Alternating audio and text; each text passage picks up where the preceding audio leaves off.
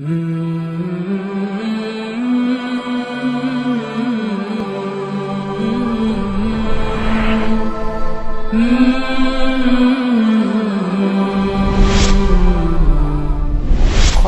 من تعلم القرآن وعلمہ، تم میں سے بہترین وہ ہے جو قرآن سیکھے اور دوسروں کو سکھائے۔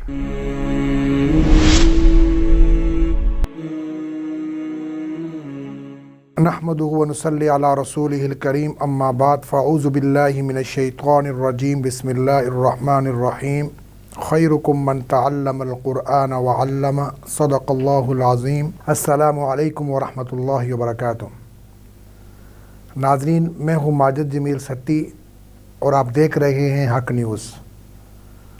پروگرام خلاصہ قرآن میں آج ہم پارہ نمبر 25، پارہ نمبر 26 اور پارہ نمبر 27 کے اہم مضامین اور خلاصہ بیان کریں گے۔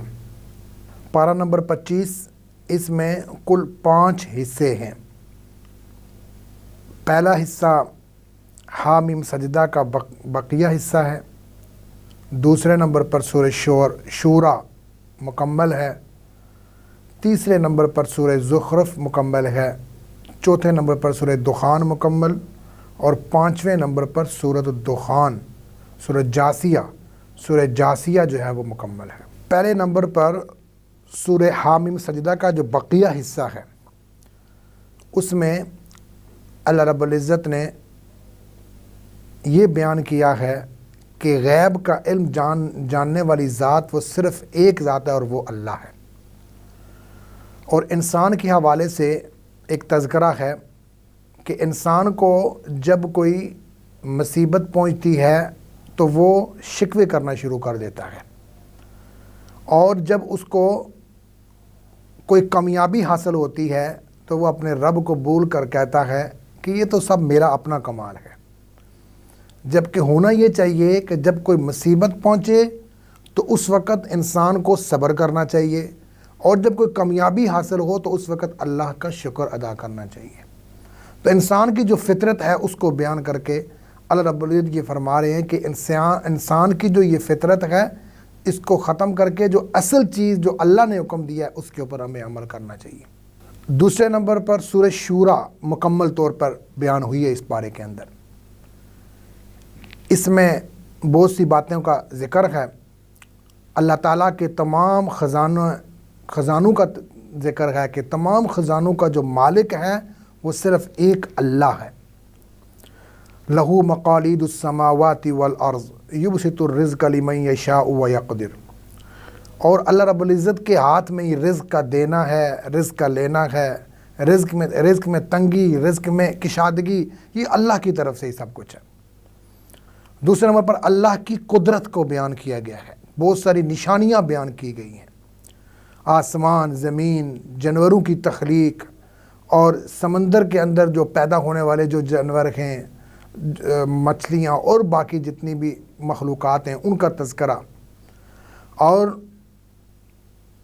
پھر تیسرے نمبر پر جو چیز بیان ہوئی ہے وہ یہ ہے سورہ شورا کے اندر کہ اس دنیا کے اندر جو کچھ کرنے والی ذات ہے وہ صرف اللہ رب العزت کی ذات ہے۔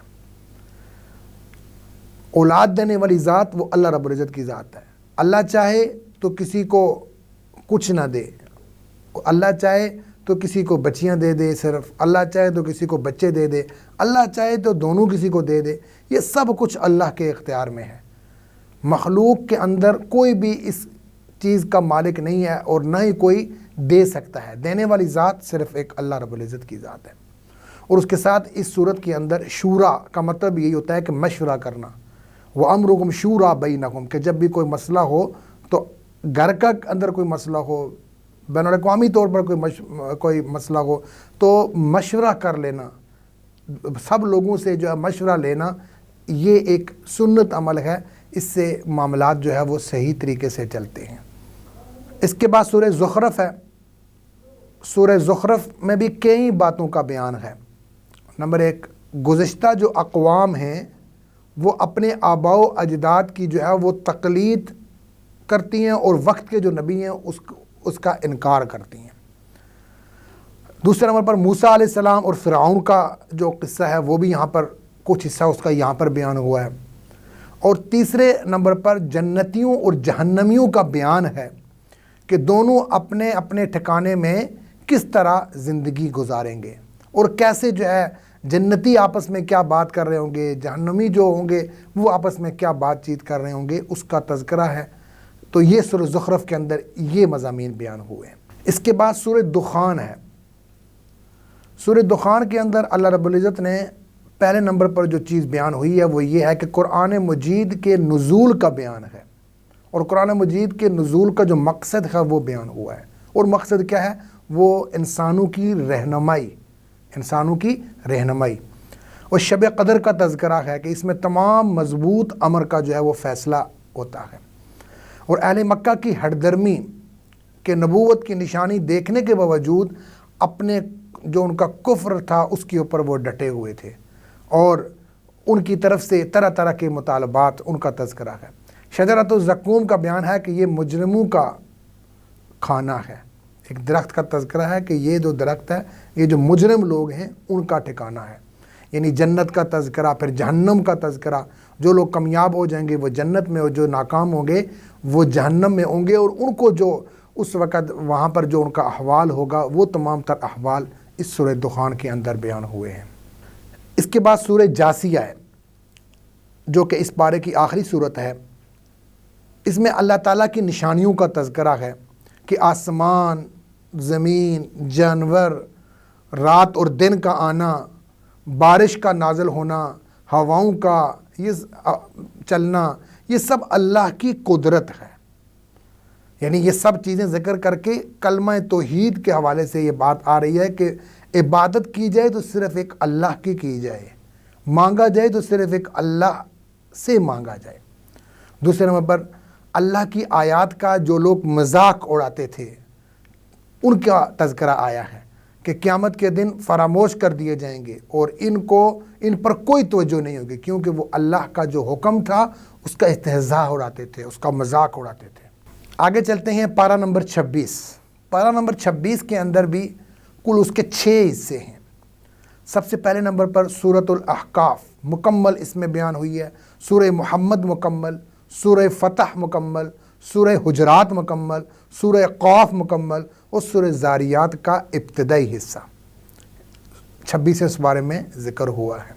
سورہ احقاف میں اللہ رب العزت نے کئی باتوں کا تذکرہ کیا ہے، اور اس میں جو سب سے اہم بات ہے وہ والدین کے ساتھ حسن سلوک کے ساتھ پیش آنے کا تذکرہ آیا ہے، کہ والدین کے ساتھ اچھے طریقے سے بات کی جائے، حسن سلوک کے ساتھ بات کی جائے، ان کا کہا مانا جائے، اس کا تذکرہ آیا ہے۔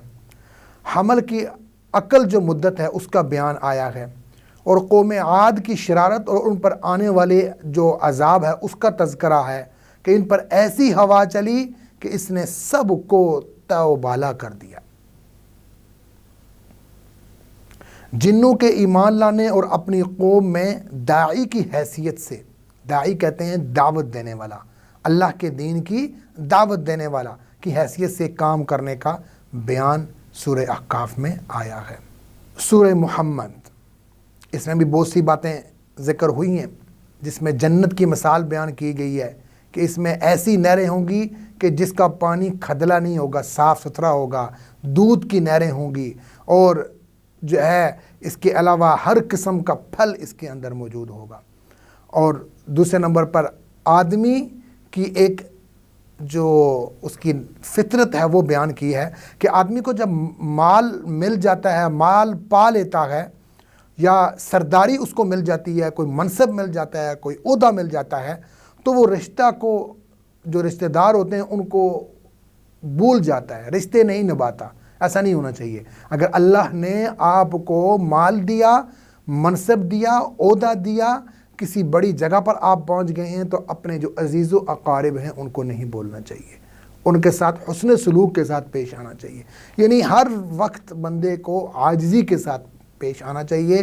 غرور و تکبر اللہ رب العزت کو بالکل پسند نہیں ہے۔ تیسرے نمبر پر اللہ اور اس کے رسول صلی اللہ علیہ وسلم کی مخالفت اعمال کی بربادی کا ذریعہ ہیں. یعنی رسول اللہ صلی اللہ علیہ وسلم کی جو مخالفت اگر کوئی کرے گا تو وہ گویا کہ اس کے جو اعمال ہیں وہ ضائع کر دیے جائیں گے. اسی طرح اللہ کے احکامات اور رسول اللہ صلی اللہ علیہ وسلم کے جو احکامات ہیں ان کے پیروی کرنے کے اندر ہی کامیابی ہے. مخالفت کریں گے تو جو ہمارے ہم نے نیک اعمال کیے ہوں گے وہ بھی ہمارے ضائع کر دیے جائیں گے. اس کے بعد سورہ فتح ہے.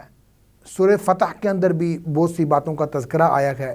اس صورت میں فتح مبین اور دوسرے نمبر پر صلح حدیبیہ یا فتح مکہ مکرمہ جیسا کہ مفسرین کے بعد اختلاف ہے ان کا تذکرہ آیا ہے. نبی کریم صلی اللہ علیہ وسلم پر ایمان لانے اور آپ کی تعظیم اور توقیر اور مدد کرنے کا بیان یہاں پر آیا ہے. صلح حدیبیہ کے بعض حالات یہاں پر بیان ہوئے ہیں اور نبی کریم صلی اللہ علیہ وسلم کے خواب کا تذکرہ کہ آپ مسجد حرام کی زیارت کریں گے. اور تیسرے نمبر پر صحابہ کرام رضوان اللہ علیہم اجمعین کی جو عمدہ صفات ہیں ان کا تذکرہ آیا ہے کہ وہ آپس میں رحماء بینہم، آپس میں وہ محبت کے ساتھ رہتے ہیں. اور اس کا درس ہمیں بھی دیا گیا کہ ہم آپس میں کیسے رہیں، محبت کے ساتھ رہیں. اور جو سخت ہوتے ہیں وہ کس کے ساتھ؟ کفار کے ساتھ وہ جو ہے وہ سختی کا رویہ اختیار کرتے تھے. آپس میں وہ کیا ہوتے تھے؟ نرم مزاج ہوتے تھے. اور یہ جو چیزیں ہیں وہ سورۃ الفتح کے اندر بیان ہوئی ہیں اور سورہ فتح کا خلاصہ اور مضامین جو بیان کیا گیا ہے وہ یہ ہے. آگے سورہ حجرات ہے. سورہ حجرات کے اندر بھی کئی باتوں کا تذکرہ ہے. نبوت اور رسالت کا مقام آیا ہے کہ نبی کریم صلی اللہ علیہ وسلم کا اپنا ایک مقام ہے. ان کے حکم کے آگے، ان کی بات چیت کے آگے آپ کا کوئی حق نہیں پہنچتا کہ آپ اونچی آواز سے بات کریں. جو اس وقت رسول اللہ صلی اللہ علیہ وسلم جب کچھ بدو تھے انہوں نے آ کر باہر حجرے سے آ کر بلانا شروع کر دیا تو رسول اللہ علیہ وسلم کو یہ چیز ناگوار گزری، لیکن انہوں نے اس کا تذکرہ نہیں کیا. لیکن اللہ نے یہ بات جو ہے نا قرآن کی یہ آیات نازل فرما دیں کہ بھائی رسول اللہ صلی اللہ علیہ وسلم کے ساتھ ادب و احترام کے ساتھ بات کی جائے. وہ آخری نبی بھی ہیں اور وہ ایک استاد کی حیثیت سے بھی ہیں، ان کا ادب کیا جائے. اور یہ ایک اصول بنا دیا کہ اس طریقے سے جو بڑا ہو، جو کچھ جس سے کچھ سیکھا جائے اس کے ساتھ طریقے کے ساتھ بات کی جائے، ادب کو ملحوظ خاطر رکھتے ہوئے بات کرنی چاہیے. اور پھر اس کی صورت میں دوسری بات جو یہ بیان ہوئی کہ جب دو جماعتیں آپس میں لڑ پڑیں تو اب کیا کرنا چاہیے؟ اب یہ کرنا چاہیے کہ جو تیسری جماعت ہے اس کو ان کے درمیان صلح کروانا چاہیے. اور دونوں میں سے جو بات نہیں مانتا اور وہ اپنا ظلم جاری رکھتا ہے تو مظلوم کے ساتھ ہو کر جو ہے اس کے خلاف کھڑے ہو جانا چاہیے، ظالم کے خلاف. تو یہ تذکرہ جو آیا ہے وہ اس صورت کے اندر آیا ہے. یہ دو جماعتیں یہ بڑی چیز ہے. دو بندے اگر آپس میں لڑ پڑیں، آپس میں ان کی ناچاکی ہو جائے تو تیسرے بندے کا کام یہ ہونا چاہیے کہ ان کے درمیان صلح کروائی جائے، ان کے درمیان جو غلط فہمی ہے ان کو دور کیا جائے. لیکن ہمارے ہاں یہ جو اللہ کا قرآن کا جو یہ حکم ہے اس کے برعکس یہ چلتا ہے کہ جب دو جماعتیں، دو خاندان آپس میں لڑ پڑیں یا دو بندے آپس میں لڑ پڑیں، جو تیسرا جو ہوتا ہے اس کا کام مزید کام کو بڑھکانا ہوتا ہے، اس چیز کو ختم کرنا نہیں ہوتا، آپس میں صلح کروانا نہیں ہوتا.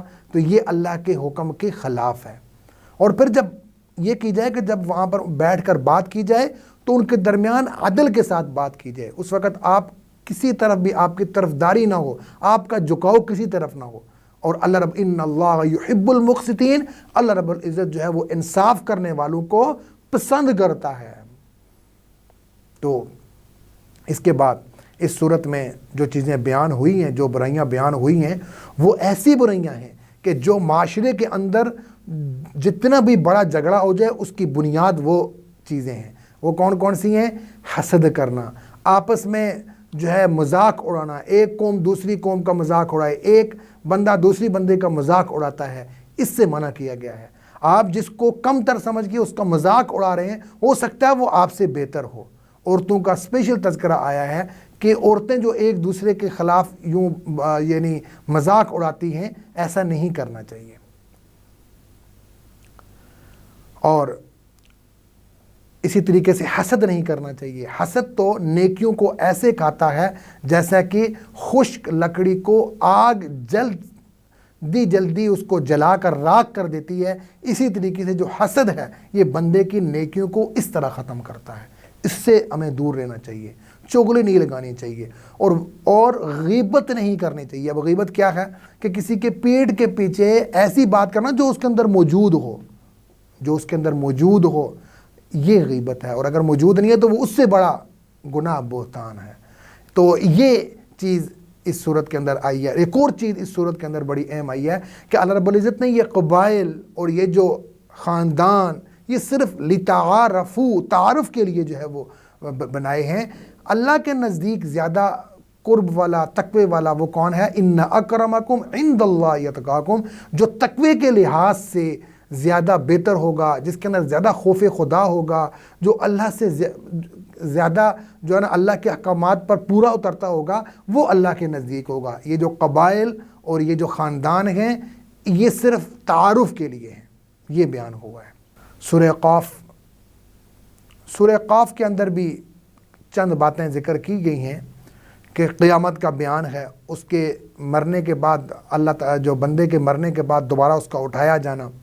قوم نوح اور قوم سمود، عاد، فرعون اور ان سب کے جو ہے نا وہ اقوام کا تذکرہ آیا ہے. جہنم کی کشادگی اور جنت کی قربت کا تذکرہ آیا ہے. اور آخرت کے میدان میں کس طرح لائے جائیں گے اور مشرکین کو کیسے عذاب شدید میں ڈالا جائے گا، اس کا بیان آیا ہے. 26ویں سپارے کی یہ آخری صورت زاریات کا جو ابتدائی حصہ ہے، اس کے اندر بھی بعض باتیں بیان ہوئی ہیں. وہ کیا ہیں؟ حساب کتاب ہو کر رہے گا، ہر بندے کا حساب کتاب ہوگا. اور متقیوں کے بعض صفات کا بیان آیا کہ وہ رات میں بہت کم سوتے ہیں، وہ سحر کے استغفار کرتے ہیں، اور اپنے مالوں میں جو ان کے اللہ نے ان کو مال دیا ہوا ہے وہ اس میں جو غریب غربا ہوتے ہیں ان کی مدد کرتے ہیں. اور ابراہیم علیہ السلام کے پاس مہمانوں کے آنے اور ان کی ضیافت کا تذکرہ سورہ زاریات کے ابتدائی حصے میں آیا ہے. آگے چلتے ہیں پارہ نمبر 27. پارہ نمبر 27 اس میں سورہ زاریات کا جو بقیہ حصہ ہے، جس میں فرعون اور اس کے اہلکاروں کے دریا میں ڈوبے جانے کا جو تذکرہ آیا ہے. اور اس کے علاوہ اس سورہ زاریات کا جو دوسرا حصہ 27ویں پارے میں آتا ہے، اس میں انسان کی تخلیق کا ایک مقصد بھی بنایا گیا ہے. وَمَا خَلَقْتُ الْجِنَّ وَالْإِنسَ إِلَّا لِيَعْبُدُونَ، میں نے انسانوں اور جنوں کو پیدا کیا. کس لیے پیدا کیا؟ اپنی عبادت کے لیے پیدا کیا. مقصد اصل میں عبادت ہے. باقی جتنی بھی چیزیں ہیں، مال کمانا یہ ضرورت ہے. آج ہماری پریشانی کا جو سب سے بڑا سبب وہ یہی ہے کہ جو مقصد تھا اس کو ہم نے ضرورت بنا لیا. یعنی عبادت مقصد تھا، اس کو ضرورت کے درجے پر رکھ دیا. مال کمانا ضرورت تھی، اس کو مقصد بنا لیا. اسی وجہ سے ہر طرف افراتفری ہے، ہر طرف جو ہے وہ پریشانی ہے، کیونکہ ہم اپنا اصل مقصد جو ہے وہ بھول گئے ہیں. 27 پارے میں اس کے بعد سورہ طور کا تذکرہ آتا ہے. سورہ طور جو ہے اس کے اندر کئی باتیں جو ہے وہ بیان ہوئی ہیں. قیامت کا بیان ہے، جنت میں کس طرح گھومے پھریں گے، ان کا جو اعتراف کیسا ہوگا، اس کا تذکرہ ہے. نبی کریم صلی اللہ علیہ وسلم کو اہل مکہ نے کیا کیا اور کہہ کر اذیتیں جو دیں اور ان کو مشکلات کا سامنا کرنا پڑا، اس کی جانب جو ہے وہ اشارہ کیا گیا ہے. آگے سورہ نجم ہے. سورہ نجم کے اندر اللہ رب العزت نے کئی باتیں اس کے اندر بھی تذکرہ کی ہیں. بہت سی باتیں اس کے اندر بیان ہوئی ہیں جن میں نبی کریم صلی اللہ علیہ وسلم نے جبریل علیہ السلام کو 2 مرتبہ ان کی اصلی حالت میں دیکھا، ابتدائے نبوت میں اور معراج کے موقع پر سدرۃ المنتہا کے پاس. اور دوسری بات یہ ہے کہ نبی کریم صلی اللہ علیہ وسلم کوئی بھی بات اپنے چاہت سے نہیں کرتے تھے. وما ينطق عن الهوى ان هو الا وحی یوحی، صرف جو اللہ کی طرف سے وحی کی جاتی تھی وہی بات وہ کرتے بھی تھے اور آگے وہ پھیلاتے بھی تھے. انسان کی کوشش وَأَن لَيْسَ لِلْإِنسَانِ إِلَّا مَا سَعَى، انسان جو کوشش کرتا ہے اس کی کبھی بھی کوئی کوشش رائگاں نہیں جاتی، بلکہ شرط یہ ہے کہ وہ اپنی کوشش مخلص ہو کر کرے. کوئی بھی کام کریں مخلص ہو کر کام کریں تو انشاءاللہ آپ کی وہ جو کام ہوگا وہ کبھی بھی رائگاں نہیں جائے گا، اس کا فائدہ لازمی طور پر ہوگا. شرط مخلص ہونا ہے، نیت کا صحیح ہونا ہے، اللہ کی رضا ہونا ہے. سورہ قمر، اس میں بھی کئی باتوں کا تذکرہ آیا ہے. چاند کے 2 ٹکڑے ہونے کا، جو کہ آپ صلی اللہ علیہ وسلم کے نبوت کی نشانی اور جو کھلا آپ کا جو معجزہ تھا اس کا تذکرہ آیا ہے. پورا قرآن مجید انسانوں کے لیے نصیحت ہے، اسی لیے اسے بہت آسان بنا دیا گیا ہے. وَلَقَدْ يَسَّرْنَا الْقُرْآنَ لِلذِّكْرِ فَهَلْ مِن مُدَّكِرٍ. یہ آیت بھی اس صورت کے اندر آتی ہے، اور تاکہ ہر شخص سمجھ کر اپنی زندگی میں اس کو نافذ کر سکے. یعنی کہ قرآن کوئی اتنی مشکل نہیں ہے کہ جو سمجھا نہ جا سکے، یہ بہت آسان ہے. بات اصل میں یہ کہ کوشش کریں. پیچھے جو سورۃ نجم کے اندر آیا ہے بات آئی ہے وَأَن لَيْسَ لِلْإِنسَانِ إِلَّا مَا سَعَىٰ. جو بھی انسان کوشش کرتا ہے وہ اس کو مل کر ہی جاتا ہے، شرط مخلص ہونا ہے. اور مختلف قوموں کے دنیا میں عذاب میں مبتلا ہونا اور آخرت کے دن پریشانی میں جو ان کا بیان ہوگا، پریشان جو ہوں گے، اس کا تذکرہ اس سورہ قمر کے اندر آیا. اس کے بعد سورہ رحمان ہے. سورہ رحمان کے اندر اللہ رب العزت نے اپنی نعمتوں کا تذکرہ اور اسی طرح پہاڑ، سمندر، بہت سی چیزوں کا تذکرہ کر کے اللہ رب العزت یہ فرما رہے ہیں فَبِأَيِّ آلَاءِ رَبِّكُمَا تُكَذِّبَانِ. تو تم اپنے رب کی کون کون سی نعمت کو جھٹلاؤ گے. اللہ نے اپنی نعمتیں گنوا کر آگے پھر جو ہے نا یہ بہت مرتبہ اس میں آیا ہے فَبِأَيِّ آلَاءِ رَبِّكُمَا تُكَذِّبَانِ. جنت کا تذکرہ ہے، جہنم کا تذکرہ ہے، اور جنت کا تذکرہ جو آخر میں آتا ہے اور کہ وہ ان کے کیا احوال ہوں گے، جنتیوں کو کیا انعامات دیے جائیں گے، اس کا تذکرہ اس سورہ رحمان میں آیا ہے. اس کے بعد سورہ واقعہ ہے. سورہ واقعہ کی میں جو باتیں ذکر ہوئی ہیں ان میں کہ قیامت کس طرح ہوگی. اذا وقعت الواقعہ لیس لوقعتہا کاذبہ خافضۃ رافعہ، اور اس کی ہلکی سی جھلک بتائی گئی ہے کہ قیامت کے روز لوگ 3 زمرے میں ہوں گے: سابقین، اولین، اصحاب الیمین، اصحاب المشأمہ، یعنی جہنمی لوگ.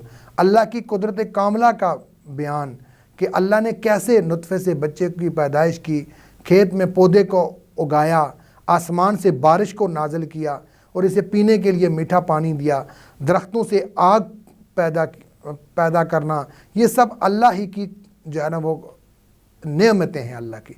تو اس کا تذکرہ آ کر اللہ کی جو نعمتیں ہیں ان کا تذکرہ کر کے اللہ رب العزت ہمیں یہ حکم دے رہے ہیں کہ جب اتنی نعمتوں سے میں نے آپ کو نوازا ہے تو حق بھی یہی بنتا ہے کہ عبادت صرف کی جائے. تو کس کی کی جائے؟ صرف ایک اللہ کی.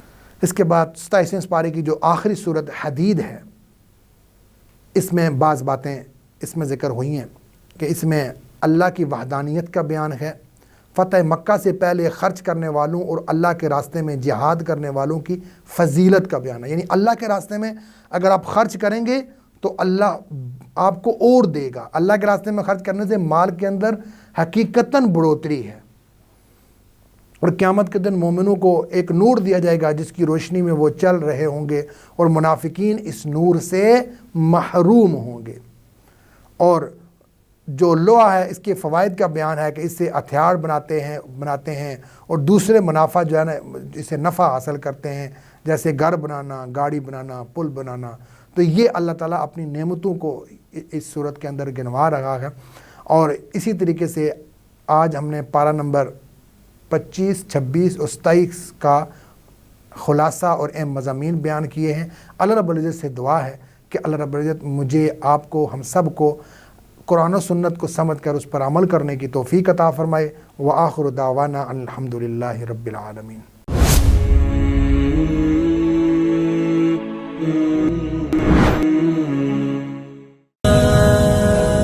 رمضان